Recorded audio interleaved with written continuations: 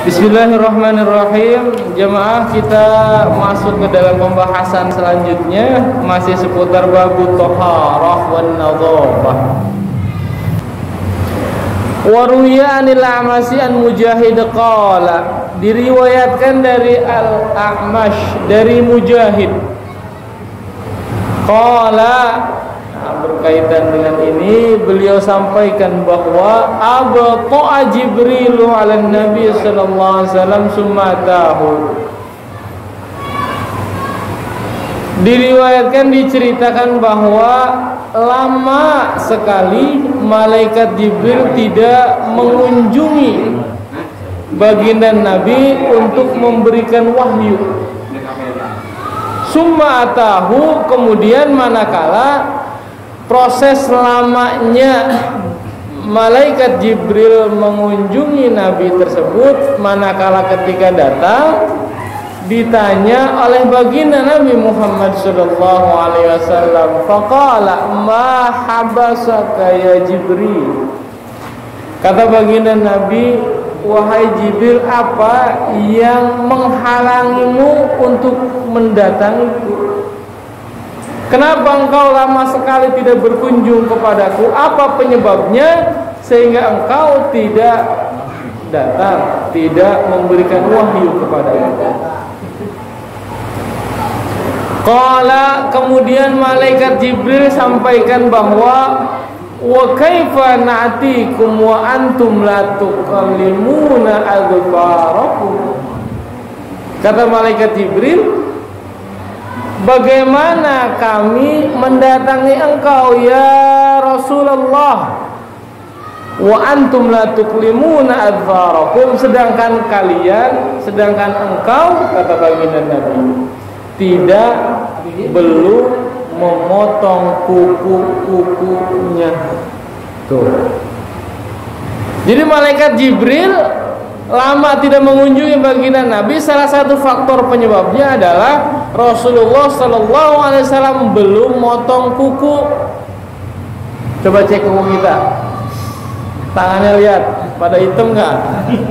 Ayo, tuh, ya, itu kena cat, bersihin lah. Kulit hitam kalau kulit. Ya maklum lah, kalau kita gelap hitam ya kena cat, ya maklum kita kulit semua kan gitu, wajar.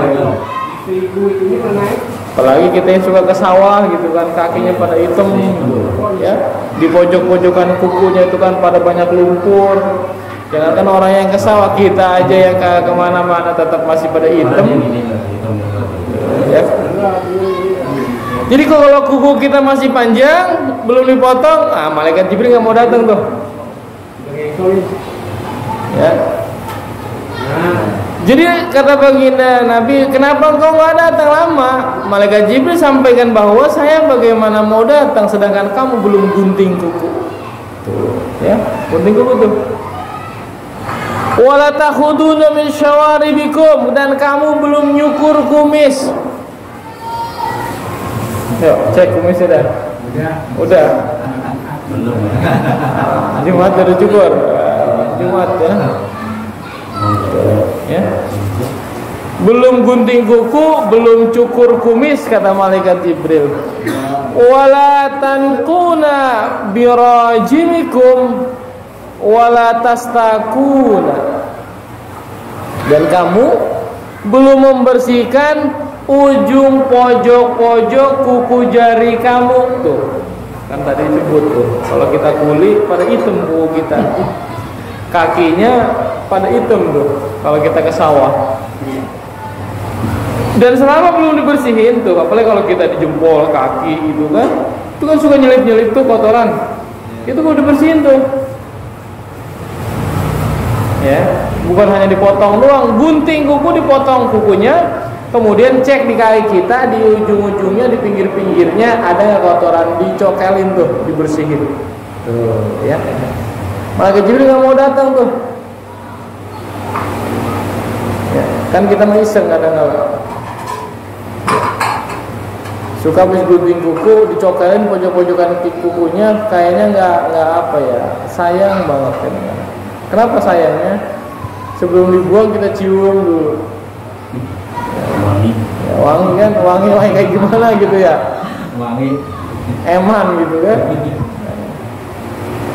Ya, jadi wala tankuna birajimikum, kata baginda Nabi yang ditegur oleh malaikat Jibril.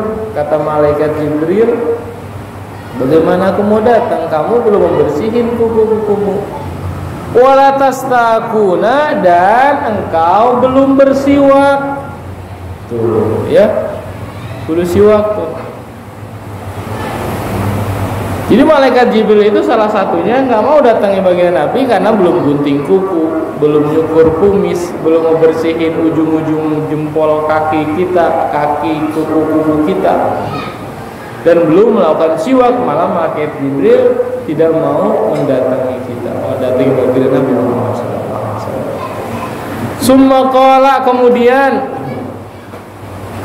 beliau sampaikan, wa ma natanazzalu illa bi amri rabbika, dalam Quran surah Maryam ayat 64, dan tidaklah kami turun kepada engkau hai Muhammad dalam hal membawa wahyu illa bi amri rabbika, kecuali atas dasar perintah dari Tuhan engkau.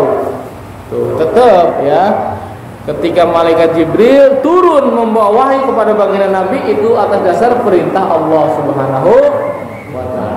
Tapi salah satu asbabnya tadi tuh, makanya kita kudu bersih-bersih, gunting kuku kudu rajin, cukur kumis diatur tuh ya, jangan sampai panjang banget kumis, jadi disesuaikan.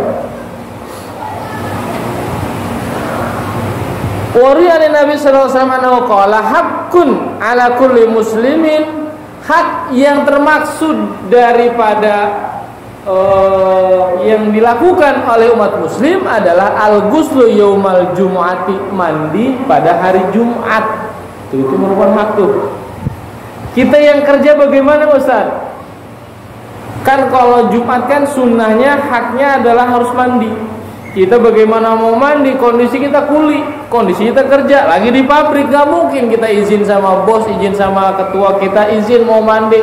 Lah mandi kenapa? Mau sholat Jumat, diomelin dia, gitu kan? Maka bagaimana? Di dalam kitab fikih itu Syekh Abu Suja menjelaskan bahwa waktu kita mandi untuk sholat Jumat itu waktunya diperpanjang. Dari kapan? Mulai kita sholat subuh. Habis selesai sholat subuh, kita mau berangkat, siap-siap, sebelum itu kita mandi dulu, niatkan mandi kita buat mandi sholat Jumat tuh. Buat siapa? Buat kita yang kerja pada waktu tuh. Maka sekalian mandinya dapat sunnah tuh, dapat pahala kita. Artinya apa? Begitu kita di pabrik, begitu kita lagi kuli, ngaji, nggak kudu kita mandi-mandi lagi karena udah mandi dari rumah. Mau berangkat kerja kita mandi, mandinya niatkan buat sholat Jumat tuh. Boleh nggak? Ada masalah. Kenapa? Karena kita nggak ada punya waktu, nggak punya kesempatan. Ya, Allah Maha tahu, insya Allah. Ya, mandi itu hari Jumat. Kemudian wasiwaku, dan yang kedua adalah hari Jumat kita kudu bersiwak. Watibu, juga memakai wangi-wangian kalau kita mau sholat Jumat. Biarin kita kerja, biarin kita kuli, kita ada di pabrik umpama, nggak bisa kita mandi, jangan lupa ngantongin minyak wangi.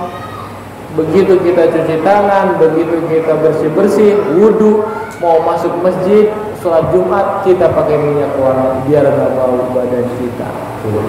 Ya, kenapa? Ini merupakan daripada hak kita selaku muslim.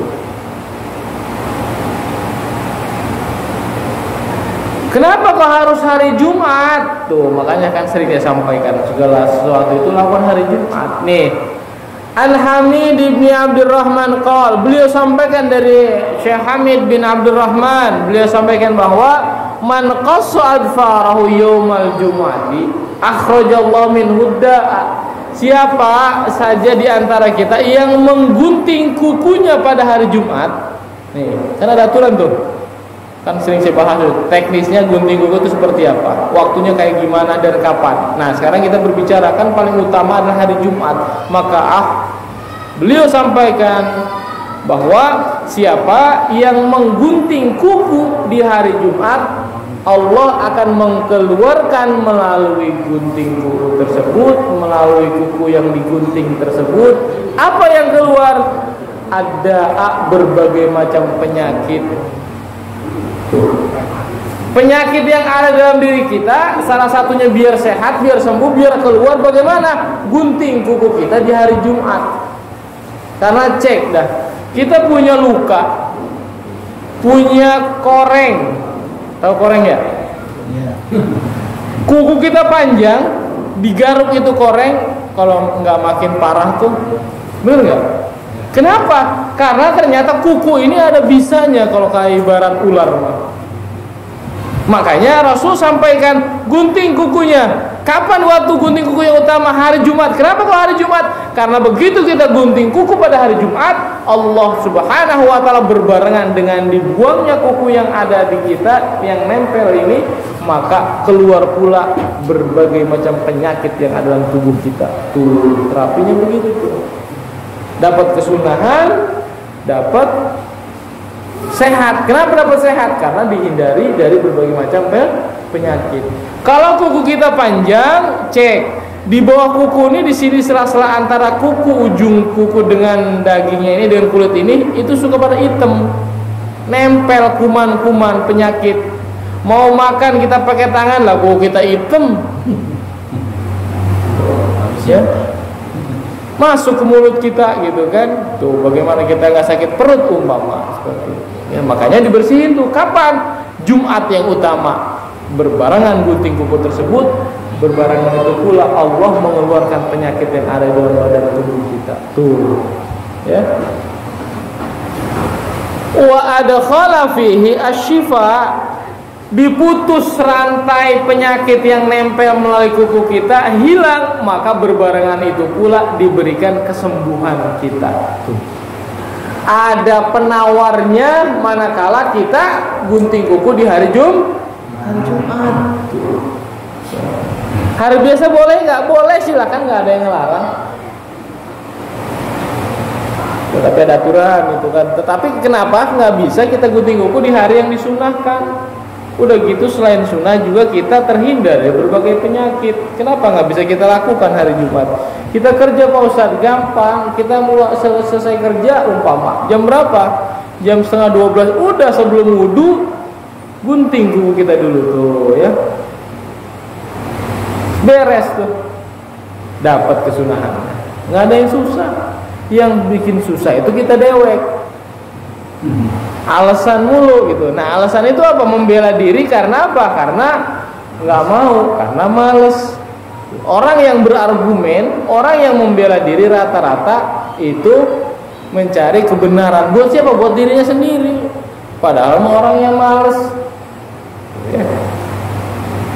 Ya tuh, udah kasih tahu gini kan, tinggal kita praktek tuh.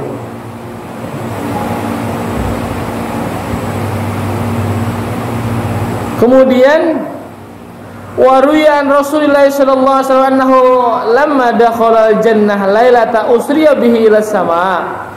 Diriwayatkan manakala baginda Nabi Muhammad sallallahu alaihi wasallam diisrakan di malam 27 bulan Rajab. Rasulullah ketika Isra dan Mi'raj di atas naik ila sama, naik ke langit, istaqbalahul khurul ain. Kemudian Rasulullah sallallahu alaihi wasallam ditunjukkan, diserahkan, diperlihatkan atau disambutlah kalau bahasanya. Dengan siapa? Dengan bidadari yang ada di surga. Istaqbalahu, kemudian disambut oleh bidadari tersebut. Fakulna, kemudian bidadari itu ngomong, ya Muhammad, wahai Muhammad, kulli ummatika hatta yastaku. Sampaikan kepada umatku, mereka kudu sering-sering banyak-banyak bersiwak, kudu sering banyak-banyak gosok gigi. Nah, subuh ini mah tadi azan. Oh tadi azan. Kalau sholat isya, udah jam berapa ini sholat isya aja? Ya, kata bidadari, katakan, sampaikan kepada umatmu, perbanyak melakukan siwak. Fakullama islaku izdadanna hasanan. Maka setiap kali manusia, setiap kali umat engkau melakukan siwak, melakukan gosok gigi, bertambah kebaikan, bertambah gantengnya manusia tersebut. Gosok gigi tuh nambah kebaikan, nambah cakep, nambah ganteng kalau kita bersiwak. Kata siapa? Kata bidadari yang ngomong. Ya, berarti yang rajin siwak dapat bidadarinya paling cantik nanti. Rajin siwak.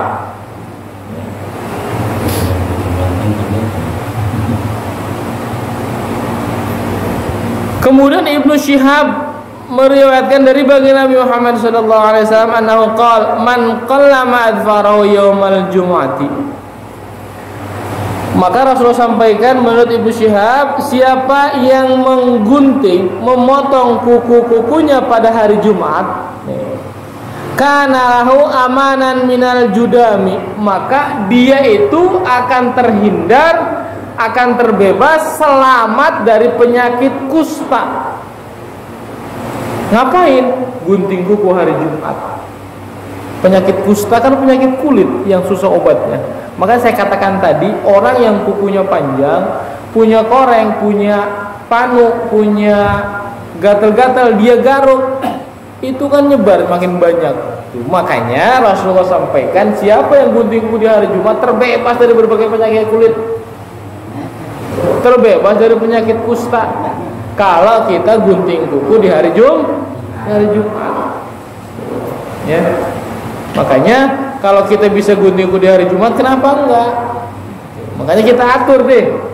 Aduh, kemarin Sabtu udah kita gunting kuku di pagi tadi. Ya udahlah, kalau udah kelewat mah besok nih hari Jumat panjang dikit gunting. Ya. Tujuannya apa? Mudah-mudahan wasilah kita gunting kuku, kita dibebaskan dari berbagai macam penyakit. Gunting kuku bisa menghilangkan penyakit, berbarengan dengan itu Allah kasih penawar, dikasih obat dari berbagai macam penyakit kalau kita gunting kuku. Gara-gara gunting kuku doang kan sederhana. Berapa waktunya yang disunahkan, yang dianjurkan oleh baginda Nabi kita gunting kuku, kita melakukan cukur-cukur, gunting-gunting rambut dan lain sebagainya tadi? Rasulullah SAW dalam sebagian riwayat menjelaskan bahwa waqata fi kulli arba'ina yawman khalqal anat. Rasulullah sampaikan bahwa memberikan rentang waktu kapan fi kulli arba'ina, setiap 40 hari sekali, arba'ina yawman. Ngapain khalqal anati? Nyabut bulu ketek, gunting bulu kemaluan, gunting kumis tuh yang berkaitan dengan bulu-bulu tuh. Jadi maksimal itu adalah 40 hari. Ya, nggak boleh gitu. Wa fi kulli yaumi Jumatin qassal adfar, dan setiap hari Jumat dianjurkan kita gunting kuku. Jadi gunting kuku mah seminggu sekali setiap hari Jumat, tetapi ketika kita nyabut bulu ketek, nyukur bulu kemaluan, nyukur kumis, itu nggak boleh lebih dari 40 hari. Kesunahannya adalah maksimal 40 hari. Jelas ya waktunya tuh ya. Jadi biar kita tahu.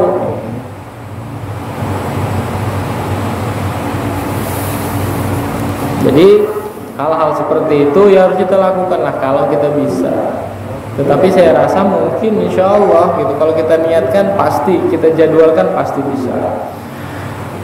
Wa Nabi sallallahu alaihi wasallam qala tibu afwahakum bisiwaki. Ya. Hiasilah Kemudian perbagusilah mulut-mulut kalian dengan bersiwak. Tuh, ya. Jadi kita suruh memperbagus mulut kita dengan siwak. Kenapa? Fa inna afwahakum tariqal Quran. Karena mulut-mulut kita itu, kata baginda Nabi, adalah jalan sarana untuk kita membaca Al-Qur'an. Baca Al-Qur'an. Ustaz, kami dunia Ada cara? acara tuh Pak RW apa pemilihan merah. Untuk hah? Oh, pemilihan merah. Panitia pemilihan. Oh iya, silakan.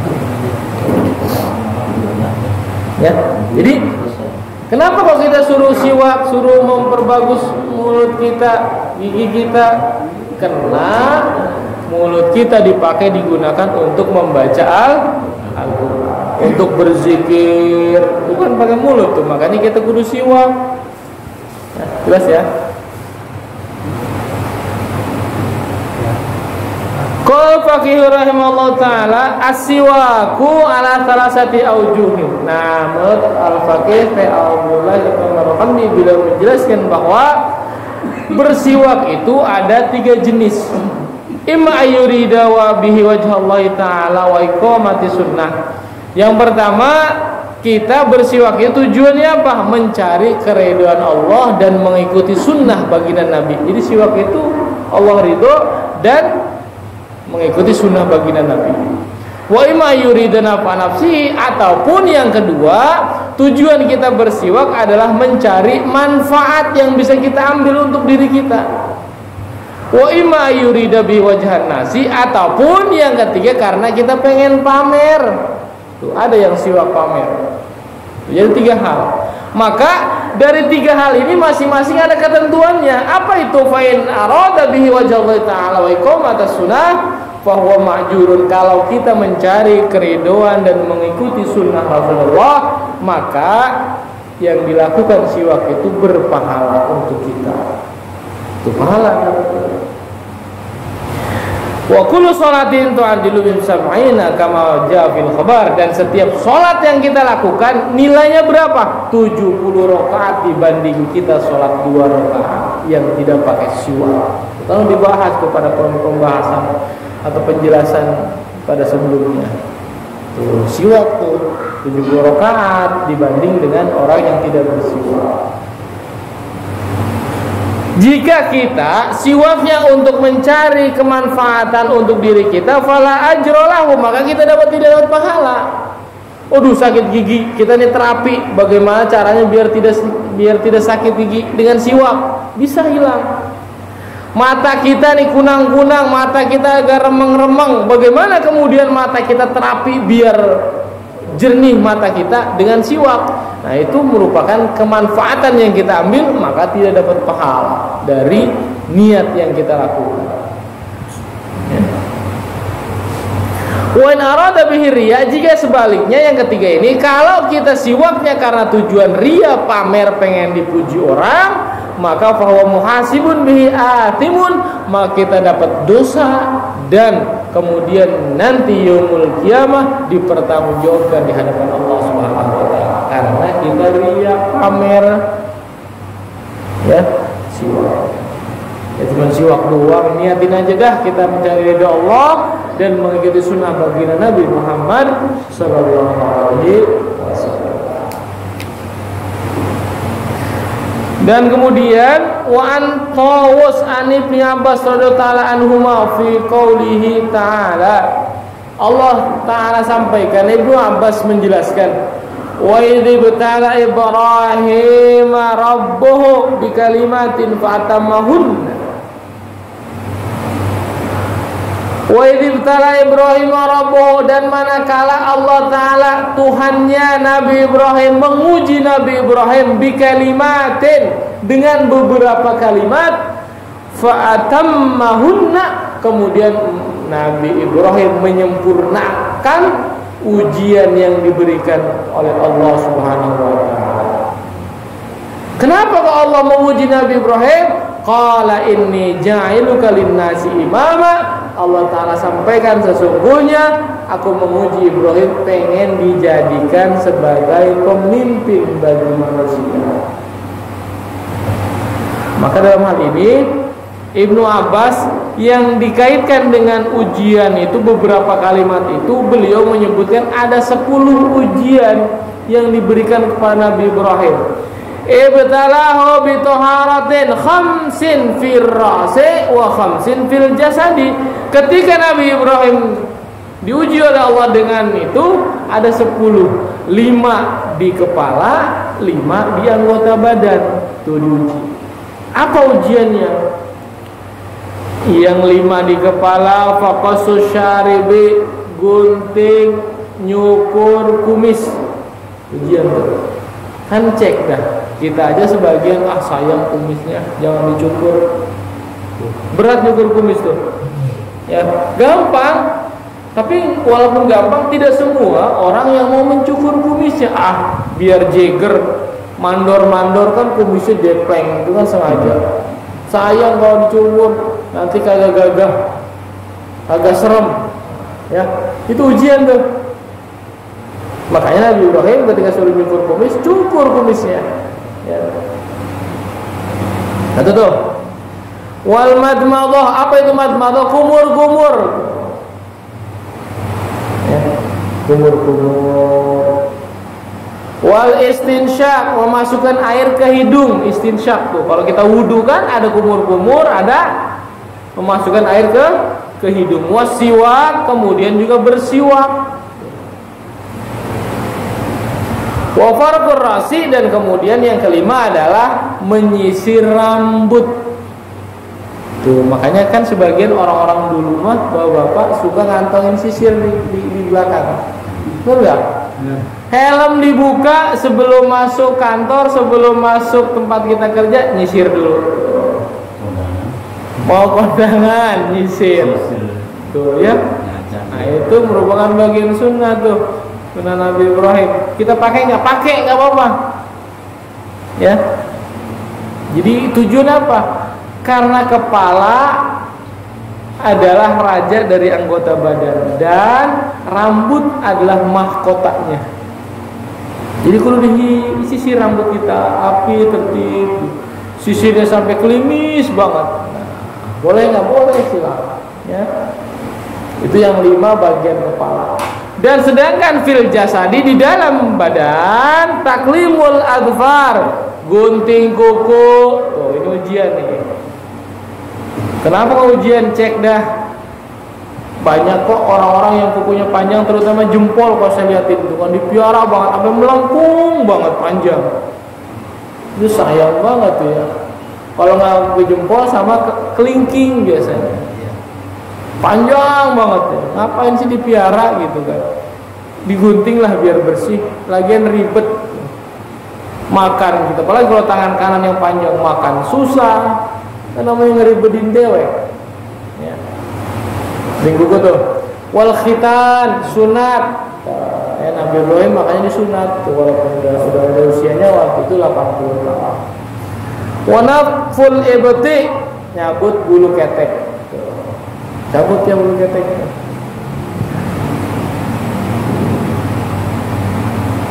Wahalkul anak, kemudian juga nyukur bulu kemaluan. Wal istinja bil ma'i, dan terakhir adalah istinja, bebersih dengan air. Kalau di kita alhamdulillah air melimpah ruah, gratis. Cuman kalau udah masuk botol atau apa nih, gelas kemasan, jadinya mahal. Di kita bensin mahal, air murah. Kalau di Arab kebalik, air mahal, bensin murah. Mending pilih mana tuh Pak? Hah? Mending murah dua-duanya.